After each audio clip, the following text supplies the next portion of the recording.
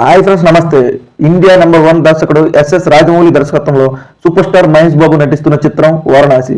ఈ వారణాసి చిత్రం ఎన్నో అంచనాలు ఉన్నాయి. 3000 కోట్లు గ్రాస్ కొడుతుందంటే అవునని అంటున్నాయి సినీ వర్గాలు.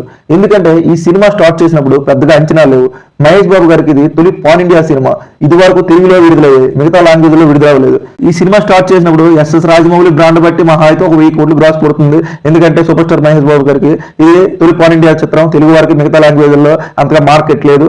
ఎస్ఎస్ రాజమౌళి గారి మార్కెట్ వలన 1000 కోట్లు గ్రాస్ కొడుతుంది. ఇంకా అంతకుమించి ఏముందిలే అందరూ అనుకున్నారు. అదే అలాగే కొన్ని రోజులు షూటింగ్ అయింది. సడన్ గా రాజమౌళి కుంభాలకు విడుదల చేశారు. ఎవరిది?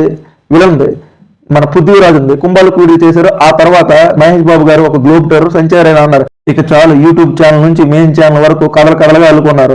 హీరో ఒక సంచారి, అతను అడవులన్నా జంతువులన్నా ఇష్టం. అతను అనేక ప్లేస్లు అయితే వెళ్తుంటాడు. విలనం జంతువుల్ని అడవుల్ని నాశనం చేస్తుంటాడు. అయితే హీరో పేరు రుద్ర. ఈ రుద్ర ఏమి ఈ కుంభ చేసే పనులకి ఏమి అడ్డుపడుతుంటాడు. వీరిద్దరి మధ్యన భీకరమైన పోరు ఉంటుంది. ఇంకా ఇంతకు మించి ఏముంటుందిలే అని అందరూ అనుకున్నారు. ఆ తర్వాత హీరోయిన్ ప్రియాంక చోప్రా లుక్ అయితే విడుదల చేశారు. ఇది మందాకిని లుక్ అయితే.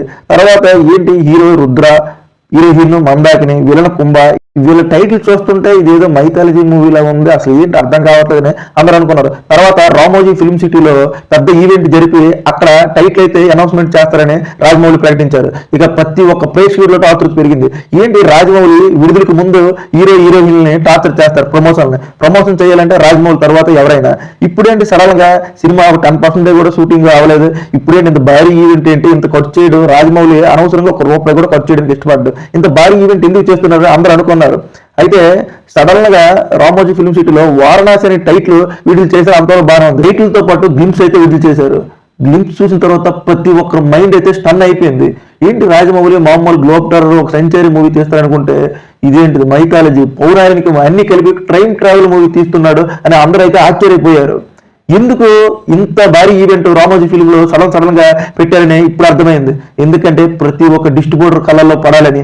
నేను తీస్తుంది మామూలు సినిమా కాదు, ఇది ఇండియన్ చరిత్రలో నిలిచిపోయే సినిమా. నేను తీసేది మామూలు సినిమా కాదు, ప్రపంచానికి గ్రాఫిక్స్ అంటే ఏంటో చూపించే సినిమా అని అప్పుడు అర్థమైంది. ఎందుకంటే డిస్ట్రిబ్యూటర్ కళ్ళలో పడితే ఈ సినిమాకి ఎక్కువ పెట్టుబడి పెట్టి కొంటారు. ఇవన్నీ లేకపోతే ఇంత సడన్ గా ఇప్పుడు చేయకపోతే డిస్ట్రిబ్యూటర్లు ఎవరు కొనరు. వీళ్ళకి కూడా ఒక నిర్మాతకు కూడా డబ్బు పెట్టడానికి అంత ధైర్యం రాదు. ఇప్పుడు ఇలా గ్లిమ్స్ విడుదల చేసిన తర్వాత మొత్తం ఈ సినిమా గురించి మాట్లాడుకుంటారు. వాళ్ళకు ధైర్యం వస్తుంది. ఇంకా బడ్జెట్ ఎక్కువ పెడతారు, గ్రాఫిక్స్ ఎక్కువ పెడతారు. అందుకే రాజమౌళి అయితే ఈ మాస్టర్ ప్లాన్ వేయడం అయితే జరిగింది. ఆ గ్లిమ్స్ చూసిన తర్వాత నార్మల్ అభిమానులు ఏమో కానీ మహేష్ బాబు గారి అభిమానులు అయితే స్టన్ అయిపోయారు. ఏంటి, కృతయుగం, త్రేతాయుగం, ద్వాపర యుగం, కలియుగం, 4 యుగాల్నే ఒక గ్లోబ్ టర్రర్ ప్రపంచాన్ని విశ్వం తిరిగినట్లు అన్ని లోకాలని మహేష్ బాబు గారు తిరిగేసి ట్రైన్ ట్రావెల్ మూవీ తీస్తున్నారంటే వాళ్ళకి మహేష్ బాబు గారి అభిమానులకి పండగ కాకపోతే ఇంకేంటి. మహేష్ బాబు గారికి తొలి రోజు లుక్ టెస్ట్ చేసినప్పుడు అది శ్రీరాముడు గెటప్ వేశారంట. ఆ గెటప్ చూసి రాజమౌళి ఆశ్చర్యపోయారట. అంత బాగా కుదిరిందట. ఆ ఫోటోని రాజమౌళి 3 రోజులు అతను వాల్ పేపర్ గా పెట్టుకున్నారట. మళ్ళీ అంటే ఎవరికి చూపించలేదంట ఆ లుక్. మళ్ళీ ఎవరైనా చూసి బయట పెడతారేమోనని ఆ లుక్ మళ్ళీ అంటే వాల్ పేపర్ డిలీట్ చేసి అతను గ్యాలరీలో సేవ్ చేసి ఉంచుకున్నారట. అంత బాగా ఉందట ఆ లుక్. ఆయన ఆ రోజు రామోజీ ఫిల్మ్ సిటీలో ఆ మాట చెప్పిన తర్వాత మహేష్ బాబు గారి అభిమానులు అయితే క్యూరియాసిటీ పెరిగిపోయింది. నేను ఎందుకు 3000 కోట్లు కొడుతుందని అంటున్నానంటే ఆ గ్లిమ్స్ ఆ విధంగా ఉంది. ఒకసారి మనం గ్లిమ్స్ గమనిస్తే 2027లో ఆస్ట్రాయిడ్ సంభవాన్ని గ్రహశకలం భూమి మీద పడుతుంది. ఆ భూమి మీద పడిన తర్వాత భూమి ఏమవుతుందని అది ఒకటి చూపించబోతున్నారు. ఆ తర్వాత అంటార్కిటికా దేశంలో మంచు కొండల దగ్గర ఏమేమి జరుగుతున్నాయని అదొకటి చూపించబోతున్నారు.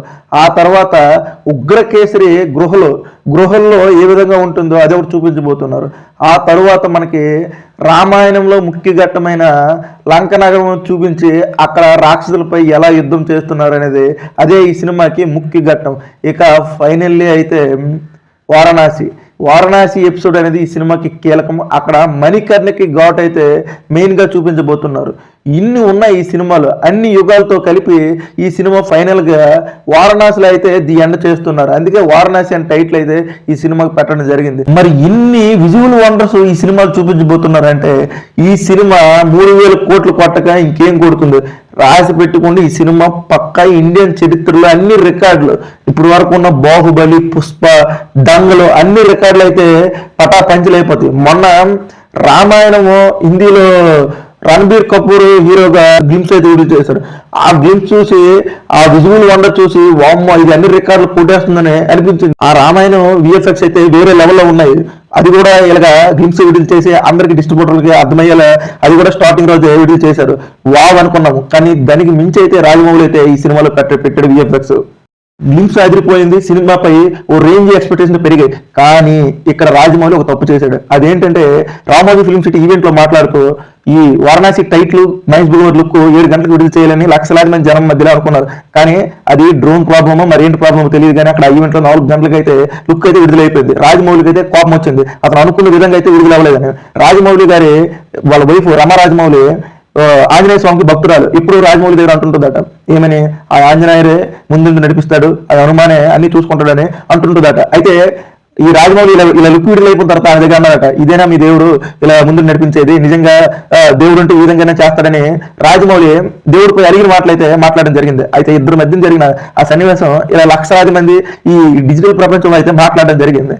ఇక నెక్స్ట్ రోజు నుంచి రాజమౌళిని ట్రోల్ చేశారు. రాజమౌళిని అంటే రాజమౌళి అన్న నేను ఒక నాస్తికుడు, నువ్వు ఒక నాస్తికుడు అయితే ఎందుకు బాహుబలి సినిమాలో శివలింగము, నెక్స్ట్ ఈ సినిమాలో కూడా హనుమంతుని ఎందుకు వాడుతావు? నీకు దేవుడిపై అంత నమ్మకం లేకపోతే దేవుడిని టచ్ చేయకూడదు అనుకుని అతన్ని అయితే విపరీతంగా ట్రోల్ చేశారు. అయితే తర్వాత రాజమౌళి దాన్ని రిప్లై ఇవ్వడం ఏం జరగలేదు.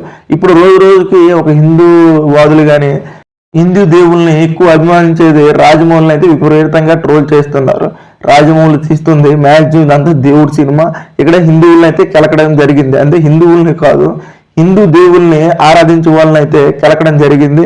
మరి ఏ విధంగా ఈ ప్రాజెక్టు ముందుకెళ్తుందో, ఎంత సంచలనంగా కాంట్రవర్సీగా ముందుకెళ్ళి ఈ సినిమా రికార్డులన్నీ కొడుతుందో చూడాలి. మరి ఎన్ని ఇచ్చేసిన రాజమౌళి దాన్ని మాస్టర్ మైండ్ ని మొత్తం మార్చేస్తాడు. ఈ సినిమా పక్కా అయితే 3000 కోట్లు టచ్ అవుతుంది. దాంట్లో ఏం మాత్రం మొహమాటం లేదు. ఇలాంటి మరిన్ని ఇంట్రెస్టింగ్ వీడియోస్ కావాలంటే నా ఛానల్కి లైక్ చేయండి, సబ్స్క్రైబ్ చేయండి.